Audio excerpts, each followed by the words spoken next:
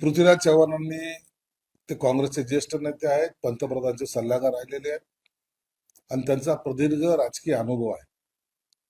परंतु हे नवीन रूप आम्ही त्यांचं पहिल्यांदा पाहतो.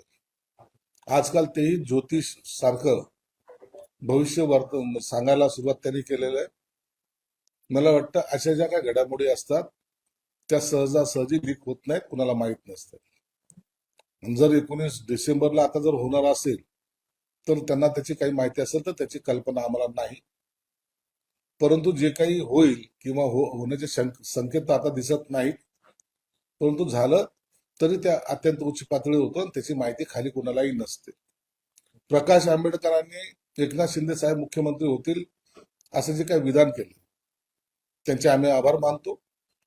परंतु ह्या राजकीय ज्या घडामोडी असतात यामध्ये कोण कधी काय होईल हे आजच्या घडीला तरी निश्चित सांगता येणार नाही. भविष्यामध्ये जे काही चित्र होईल ते एनडीए म्हणून, महायुती म्हणून हा निर्णय वरिष्ठ पातळीवर होईल आणि त्या निर्णयाची अंमलबजावणी खाली होईल.